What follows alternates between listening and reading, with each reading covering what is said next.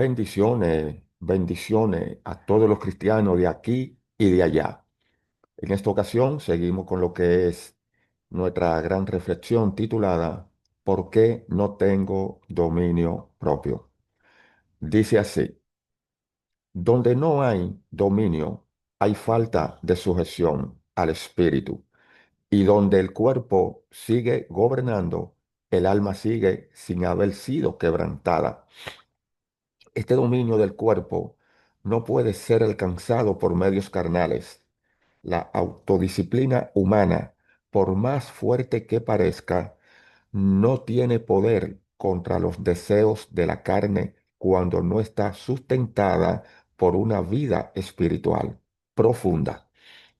Aquí no hablamos de técnicas de control o de promesas humanas, sino de una realidad interior.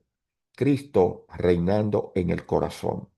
Y cuando Cristo reina en el corazón, reina también sobre el cuerpo, porque la santificación no es simplemente una reforma moral, es una transformación progresiva, es la obra del Espíritu que nos va conformando a la imagen del Hijo de Dios.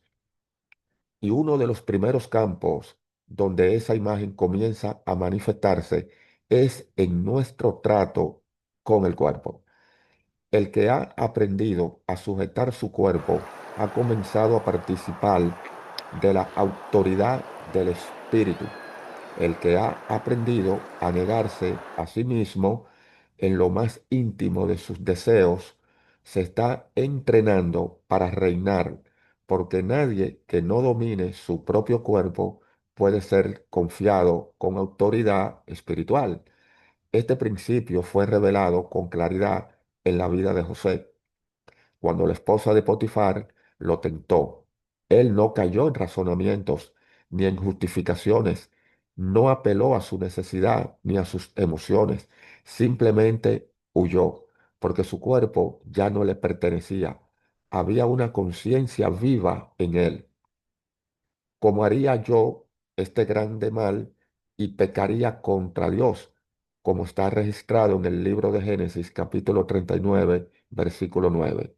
José no solo huyó de una mujer, huyó del viejo hombre, huyó de lo que podría manchar su comunión con Dios y por eso fue confiado con gobierno. Dios pudo poner sobre sus hombros la administración de una nación, porque primero encontró en él un joven que sabía dominar su cuerpo. El dominio propio en los ojos de Dios no es algo pequeño, es señal de confianza, es antesala de autoridad, porque el que no gobierna su cuerpo no está listo para gobernar sobre nada más. En muchas ocasiones, el creyente desea ser usado por Dios, anhela ministrar, servir, enseñar, predicar, evangelizar, incluso hacer obras poderosas en el nombre del Señor, pero se olvida que antes de delegar autoridad espiritual, Dios observa el trato que ese creyente tiene consigo mismo en lo más íntimo de su vida. Ojo aquí, cómo trata su cuerpo, qué lugar tienen los deseos, quién reina cuando nadie lo ve. La carne, aunque haya sido crucificada en la posición espiritual, debe ser puesta en sujeción práctica cada día. El alma, aunque haya sido regenerada, sigue siendo un campo de batalla donde la voluntad emocional y pensamientos pueden levantarse contra el gobierno del espíritu. Y en ese escenario silencioso, sin aplauso ni público, se define si una vida será confiada con autoridad o será rechazada por causa de la inmadurez. No es casualidad que Pablo declare en su carta a los Romanos, capítulo 12, versículo 1. Así que, hermanos, les ruego por las misericordias de Dios que presenten sus cuerpos en sacrificio vivo, santo, agradable a Dios, que es su culto racional. La madurez espiritual no comienza con una gran revelación ni con una visión celestial. sino con el acto práctico de rendir el cuerpo. Es allí donde la fe se hace obediente, donde el amor se vuelve entrega, donde la gracia opera transformación real. Y esta rendición no es una vez en la vida, sino diaria, constante y persistente. Cada vez que el cuerpo quiere levantar su voz, cada vez que la carne quiere imponerse, el creyente debe recordarse a sí mismo: fuiste comprado por precio de sangre, ya no te pertenece. Esta es la conciencia que marca la diferencia entre un creyente niño y uno maduro, porque muchos caen no por falta de conocimiento, sino por falta de crucifixión. Saben lo que es bueno, saben lo que es santo, pero sus cuerpos no están sometidos. Han sido iluminados en la mente, pero no transformados en el carácter. Y el enemigo, que no tiene miedo del conocimiento, si tiembla ante un cuerpo crucificado, si tiembla ante un cuerpo crucificado, porque donde hay crucifixión, hay resurrección, donde hay entrega, hay autoridad. Dios amado, el poder no está en hablar con fuerza, sino con vivir en santidad. El poder espiritual no brota de emociones elevadas, sino de una carne sometida. Y por eso muchos de los que son llamados no llegan a ser útiles, porque no han aprendido el arte de decir no. No al placer ilícito, no al impulso repentino, no al deseo que contradice al espíritu. Esta es la victoria que vence al mundo: una voluntad quebrantada, un alma rendida, un cuerpo en obediencia. El dominio del cuerpo, entonces, no es una disciplina eterna para aparentar santidad, sino una evidencia interior de madurez. No se trata de reprimir, sino de rendir; no de aparentar pureza, sino de vivir desde la pureza que proviene del Espíritu. Porque todo intento humano de sujetar la carne sin haber sido primero quebrantado en el alma está destinado al fracaso.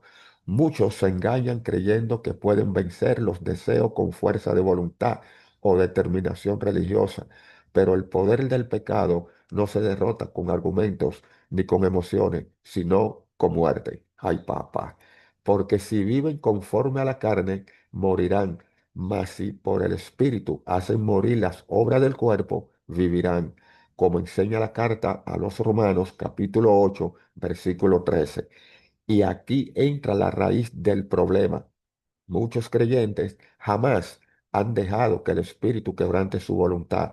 Siguen decidiendo desde sí mismos, eligiendo según sus preferencias, actuando por impulsos emocionales o instintos no rendidos, o más bien no redimidos. No han aprendido a decir: hágase tu voluntad y no la mía, en las decisiones cotidianas. Y por eso, cuando llega la tentación, su alma no tiene estructura interna para resistir. La voluntad no ha sido quebrantada y, como un caballo sin freno, los arrastra a donde quiere. La emoción no ha sido redimida, y entonces justifican su pecado diciendo: lo sentí así, me enamoré, no pude resistir y metí mano. Ay, papá. Pero Dios confía autoridad a quienes no han aprendido a gobernarse a sí mismos, porque el que no se gobierna así no puede cuidar de otros. Por eso es que en la carta a los Tesalonicenses, capítulo 4, versículos 3 al 5, se nos dice con claridad: porque esta es la voluntad de Dios, vuestra santificación, que os apartéis de fornicación. Que cada uno de ustedes sepa tener su propio cuerpo en santificación y honor, no en pasión de concupiscencia, como los gentiles que no conocen a Dios. Aquí no se habla solo de actos sexuales, sino del trato interior con el cuerpo. ¿Está tu cuerpo en santificación o está bajo el dominio del deseo? ¿Eres dueño de tus impulsos o esclavo de ellos? ¿Puede decir que tu alma ha sido rendida a Cristo o todavía gobierna tus decisiones? La madurez espiritual no se mide por dones, sino por dominio. ¡Ay, santo! Y el dominio comienza en el cuerpo. Un creyente maduro no es aquel que predica bien, ni aquel que ora con fuerza, ni siquiera aquel que conoce profundamente la palabra. El verdadero crecimiento se evidencia en cómo trata su cuerpo, cómo se relaciona con sus impulsos, cómo responde a los deseos. Porque donde hay madurez, hay gobierno interior, y donde hay gobierno interior, hay autoridad espiritual. No una autoridad otorgada por hombre, sino reconocida por el cielo. El apóstol Pablo escribía en su primera carta a los Corintios, capítulo 9, versículos 26 al 27.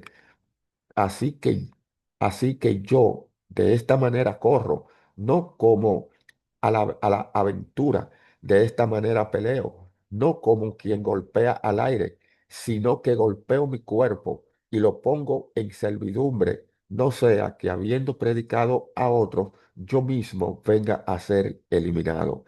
Este pasaje no es una figura poética, es una realidad espiritual. Si el cuerpo no está sujeto, todo lo demás pierde su peso. Muchos son los llamados, pero pocos los aprobados, no porque Dios no quiera usarlo, sino porque no pueden ser confiados. ¿Cómo confiar responsabilidades del reino a quien no puede dominar su lengua? ¿Cómo delegar autoridad espiritual a quien no puede gobernar sus ojos? ¿Cómo levantar a uno que predica, pero es esclavo de sus pasiones y deseos? El Señor busca vasos limpios, no perfectos, pero sí rendidos, no sin tentación, pero sí con victoria, porque la verdadera autoridad fluye desde un lugar de obediencia profunda, de renuncia íntima, de santidad real. Y esa santidad no comienza en los púlpitos, sino en los pensamientos. No se demuestra en reuniones, sino en decisiones ocultas. La santidad, según el reino, es separación, separación del alma, de la carne, del mundo. Dios no puede confiar su autoridad a un alma que no ha sido quebrantada, porque un alma no quebrantada usará a los santos para sus fines, y eso es lo más peligroso que puede suceder en la vida de un siervo o una sierva de Dios. Que Dios lo use, pero no lo apruebe. Que tenga dones, pero no dominio. Que obre milagro, pero no puede resistir el deseo cuando nadie lo ve. Es allí donde la batalla se libra, es allí donde los más grandes han caído. No es en el púlpito, sino en la intimidad, no frente al pueblo, sino frente al espejo, no en el pecado visible, sino en el deseo no sometido. ¿Quién puede someterse así? Solo aquel que ha crucificado su carne con Cristo, solo aquel que se ha rendido totalmente y ahora ama el alma que ha sido esta la palabra. Detente un momento, porque esta no es solo una enseñanza más, es un clamor del Espíritu a lo más profundo de nuestro ser, porque el Señor no busca multitudes, sino vasos, no está buscando celebridad, sino santidad, no necesita manos talentosas, sino cuerpos rendidos. Él anhela confiar su autoridad, su carga, su mover, pero la colocará sobre hombros que aún no han aprendido a negarse a sí mismo. ¿Cómo podría hacerlo? ¿Cómo confiar el poder del reino a quienes todavía no han aprendido a sujetar sus deseos? ¿Cómo entregarle responsabilidad espiritual a alguien que aún no puede callar cuando es provocado, mirar cuando es tentado o amar cuando es herido? Por eso, el dominio del cuerpo no es un detalle menor, es una señal de madurez espiritual. Es la evidencia de que ya no vivimos para nosotros, sino para aquel que murió y resucitó por nosotros. Si has llegado hasta aquí, querido amigo, querida amiga, y siente que esta palabra han expuesto tu interior, no huya, no te excuse, No disimule con activismo espiritual lo que el Señor quiere tratar en lo profundo. Más vale un hombre quebrantado que mil que prediquen sin haber sido tratado. Más vale una mujer que llora en secreto por su debilidad que otra que aparenta fuerza sin haber conocido la cruz. El Señor te está llamando no para avergonzarte, sino para santificarte, no para señalarte, sino para transformarte. Pero esa transformación comienza cuando acepta que necesita ser gobernado por Él, incluso en lo más íntimo de tu ser. Tus apetitos, tus impulsos, tus decisiones, tu cuerpo, porque está escrito en la primera carta a los tesanolicenses, capítulo 4, versículo 3 al 5. Porque la voluntad de Dios es vuestra santificación, que os apartéis de fornicación, que cada uno de ustedes sepa tener su propio cuerpo en santificación y honor, no en pasión de concupiscencia, como los gentiles que no conocen a Dios. Entonces, ora, manito, cierra tus ojos, aunque estés solo, y dile al Señor: gobierna mi cuerpo, rompe mi alma, domina mis instintos. No quiero solo servirte con mis palabras, quiero servirte con todo mi ser. Tómame como un vaso útil, purifícame, límpiame y lléname de ti. Hazme maduro, Señor, aunque eso me cueste el dolor del quebrantamiento. Prefiero ser aprobado por ti en lo oculto que aplaudido por hombres en lo público.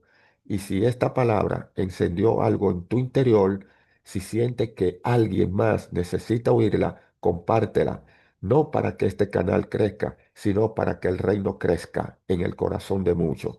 Compártela con alguien, hermano o hermana, que está siendo tentado, confundido o debilitado, que pueda saber que aún hay esperanza, que aún hay camino y que Cristo puede llevarnos más allá de la esclavitud de la carne hasta el dominio del Espíritu, porque la meta no es solo dejar de pecar, la meta es que Cristo sea formado en nosotros, que Él sea todo en todos, que nuestra vida le dé gloria, que nuestro cuerpo, alma y espíritu sean preservados irreprensibles hasta su venida, como está escrito en la primera carta de los Tesalonicenses, capítulo 5, versículo 23.